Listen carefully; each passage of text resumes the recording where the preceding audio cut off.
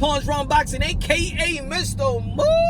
Moonshine himself. Ladies and gentlemen, first and foremost, let me say this before I continue on the purpose of this content. For the boxers out there that feel they do not want to perform in an empty arena, in an empty gym, because of, in reference to the coronavirus, the pandemic, and of course we can't, the self-quarantine. A lot of boxers are saying that they do not want to fight in an empty arena. I say this. You see how you don't want to fight in an empty arena. Yet, a lot of boxers, and look, I'm going to say it like this. I always say that on my videos, y'all, my modern day warriors, modern day gladiators, they put their life on the line for pure entertainment. Yet, a lot of boxers out there is always saying that fans do not know ish about boxing. Yeah, they have adopted that Roger Mayweather saying. A lot of boxers feel the same way. I see a lot of boxers always going at fans in the social media platform or interviews or things of that nature. Yet, they would not want to fight without us. They wouldn't take a paycheck without us. And I'm not talking about all boxers. I'm talking about those boxers that feel that they wouldn't want to perform in front of fans. So I say this. For the people that always want to, for those same boxers, or those same boxing personnel that always want to dig into the fans by saying that we don't know nothing about no boxing and things of that nature, shut the hell up. Because you know what? As much as your success is due to your hard work, and yes it is, as much as your success is due to your hard work and dedication, your trainers, it wouldn't be a career if it wasn't for the fans. It wouldn't be a career if it wasn't for the fans. We bring in your adrenaline. Oh yeah. No matter if it's support, is it hate, the fans bring in that type of adrenaline that you ain't gonna get in sparring, that you might not get in the gym. So our energy actually enhance your ability to perform. So for the boxers out there, and for the boxing personnel that be like, fans don't know nothing about no boxing, I do this for me, y'all not in the ring, y'all don't know what it feels like, blah blah blah blah, whatever. I understand the sentiment of what y'all talking about, but also understand and respect also the fans that has helped you create that career. And if you don't want to fight in front of the fans, hey, be my guest. Go fight that fight in the gym when nobody looking. You need the fans. That's all I gotta say. Now let's continue with the content, ladies and gentlemen. Teofimo Lopez, Lomachenko, Fimo, Loma. I'm kind of a little bit disappointed, but I do understand that their fight might be canceled. Their fight must be postponed. Both of these guys might face a tune-up before fighting with one another. Now, I'm a little upset about it, but I do understand. I'm a little upset. Lomachenko, by the time they fight, will probably be out for a year. Teofimo Lopez, probably out for a year as well, but so I understand that these guys want to go at each other when they're 100%.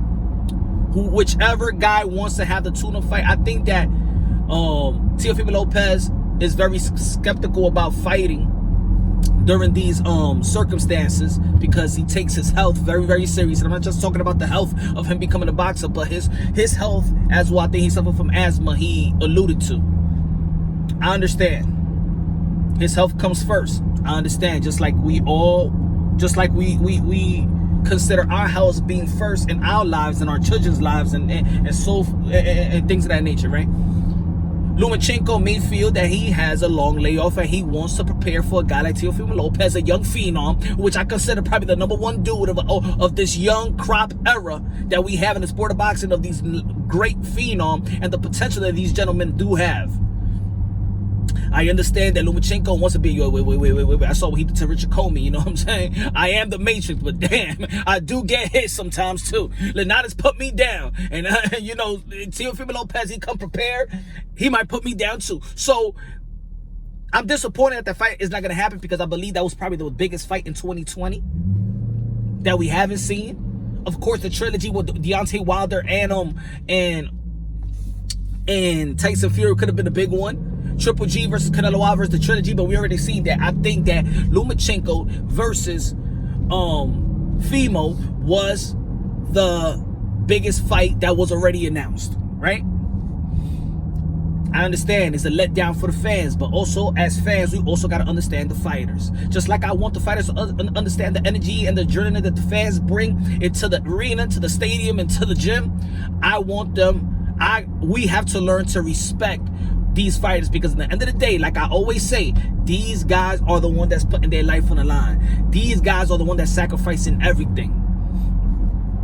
So I understand both of these fighters want to be 100%. Yet, the only thing I also think about being 100% is I believe that all the boxers are in the same page. That both of them and a lot of these fighters already had the long layoff. So I don't think that any of them has the how you say, like the upper hand and taking advantage. I think that everybody is almost like in a clean slate. Everybody's on the same position. Everybody is self-quarantined. Everybody is, well, not self-quarantined. A lot of people still doing work. A lot of people still hitting the gym. But I believe that a lot of these gentlemen is in the same, same situation. I mean, it's almost like starting all over. I actually think that it's probably more fair now than anything. You understand what I'm trying to say? For example, we also want to see Bud Crawford versus Errol Spence. Both of them been off. Of course, Errol Spence been off more. He got hurt. But even with this type of coronavirus, he doesn't have to rush into collecting a paycheck. He doesn't have to rush because everybody's on a standstill as well. So he could come back strong at a great pace. Just like everybody else had a great pace. And I believe these guys most of these guys on the top are millionaires. I know they didn't just self-quarantine and stayed at home and eat some potato chip all day and cakes and stuff like that. The Bud Crawford, the guy that's been on the gym, been in the gym every day. There's a lot of people that have been in the gym. Amanda Serrano, she been on the gym every day. Head of Hardys of the world, the Gary Russell Jr., the family, they got their own gym. All these people are training. And it's for the first time probably they could go back into their toolbox and not have like a fight camp. But they could have pre-camps. They could go back and actually work on their craft without a timetable or time limit. And I think that's also, I could also see it in that point of view where I could be disappointed as a fan, but then I could look at it like, yo, but y'all got a lot of time now. I mean, everybody, when's the next fight there's going to be? And of course, everybody can't fight the same because of the responsibility of the networks or the stream. You can't have the best fights on the same day. So a lot of people still going to have enough time. You're not going to put Triple G versus Canelo on the same day of Lomachenko and Fimo. You're not going to do that. So, or Bud Crawford fighting a big fight and Fimo and Lomachenko. You're not going to do that. So I understand. I could see that a lot of guys in the sport of boxing can have that nice pace into getting back into form. There is I don't believe that a lot of people should be complaining about layoffs right now because everybody should be in the gym. And if you're a millionaire, you got your own gym. And if you have trainers that owns their own gym, I don't believe there's a lot of excuse because look at Errol Spence got their own gym, Bud Crawford got their own gym, Lomachenko got his own gym, training, Casimero still training, almost all the fighters are training. They all document it. They all show videos about it. So, but I do understand if they want to have a tuna fight, I will be upset. I won't be mad because I understand, but I feel like these guys still could go out there. But they are the ones that put in their life on the line for pure entertainment. I do agree with Andre Ward. You cannot rush fighters, even though that us fans don't have the patience, but we still gotta have patience because they are the one that's risking their lives.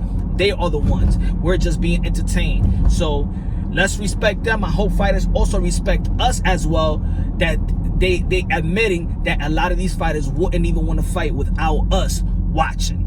So y'all already know, man, this is Punch Drunk Boxing. Subscribe to the channel. Also follow me, my new podcast, the Smelling Salt Podcast. I'm on episode 5. Dropping episodes 6 tonight.